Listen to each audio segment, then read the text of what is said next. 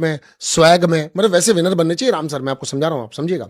Ram sir आए बड़े attitude में, स्वैग में, इसमें उसमें ऐसी वैसी हरकतें करते हुए, फिर राम सर ने कहा खाना नहीं खाऊंगा, टाइम पे नहीं उठूंगा, पानी चाहिए, शो छोड़ दूंगा।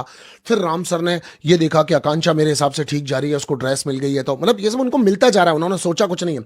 अच्छा ड्रेस मिल गई है तो यहाँ पर ये लोग अलग हैं, अच्छा ये लोग प्रीमियम मील मंगा रहे हैं तो इनसे ऐसे लड़ लेते हैं। मतलब उनको जो जो समझ में आता जा रहा है, जो जो स्क्रिप्टिंग लगती जा रही है, वो उसके अकॉर्डिंगली चल रहे हैं। और आज फराह मैम और रितेश सर ने जो स्क्रिप्ट दी वो उसके ऊपर चल रही है, तो अब वो थोड़े दिनों तक उसके ऊपर चलने वाले हैं। भाई मुझे मजा आ गया इन चीजों को देख करके, बाशर्त के अंदर बैठे हुए लोग आपकी सीनियरिटी के साथ में आपको एक बेस्ट एक्टर होते हुए जज नहीं कर पा रहे होंगे, पर आपने जो गेम किया ना, मुझे मजा आ गया देख करके।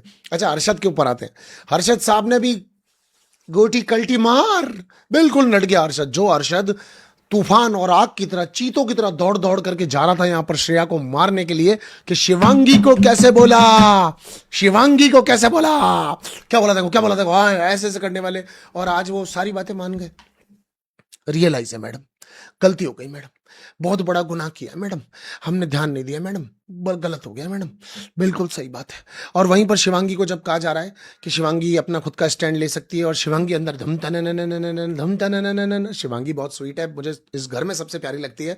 मगर फारा मैडम आपने जो लपेटो है, इस छोरी को जो आपने लपेटो है, पागल बना करके खुद का स्टैंड ले लेगी, खुद के लिए लड़ लेगी, ऐसा कर लेगी, वैसा कर लेगी। इंडिविजुअली में झगड़ा देखना चाहते हो ना इसका, है तभी बोल रहे हो वुमन पावर, औरतें किससे कम नहीं है हमारी। आप चाहते हो हर्षद वर्षद हट जाए, खुल के लड़े, है भाई, तभी टीमें स्वाप कर रहे हो। मैं समझ गया आपका गेम, पर ये चीज मुझे बहुत ज्यादा अच्छी लगी।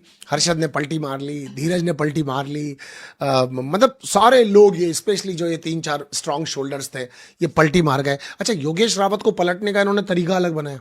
मैडम ने, फरा मैम ने ये कहा कि योगेश बिल्कुल, मैं एक बात मानती हूँ कि तुमने एकदम पेशेंस बनाए रखा, एकदम तरीके से गेम को खेला, तुम समझ रहे थे आकांक्षा गलत है, तुम उसको कोने में ले गए, तुमने समझाया देख मैं लोगों के सामने नहीं बोल सकता, पर तुझे समझना पड़ेगा तू गलत जा रही है।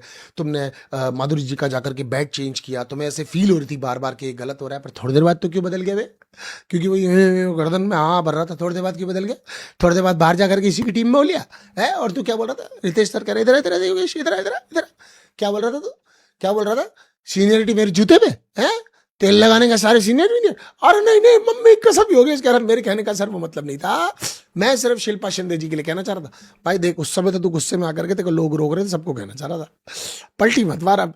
लेकिन फिर भी योगेश इनके कंपेटिवली, मतलब बाकी कई कंटेस्टेंट के कंपेटिवली बहुत समझदार है, धैर्य के साथ चल रहा है, चीज़ों को समझ रहा है, उसको अपने करियर वरियर की चिंता है, उसको बाहर ढंग से अपना काम वाम करना है। तो ये चीज़ तो बहुत क्लियरली दिखी थी कि Yogesh played with patience. Okay now come to the point. Basically ये था कि हम में से बहुत बड़ी एक डिबेट चल रही थी लोगों के बीच में कि श्रेया गलत थी या आकांक्षा गलत थी। श्रेया ने पहले इनिशियल गलत लिया था या आकांक्षा का रिएक्शन गलत था। तो बेसिकली मैंने उस दिन भी ये कहा था, और देखो आपको लग रहा होगा कि लॉकअप आप लोगों ने देखा तो ये तो मन्नू वाली बात हो गई कि किसी ने किसी की जगह रिप्लेस कर दी, नया विलन मिल गया, और ये बात आपने सारी सुनी होगी।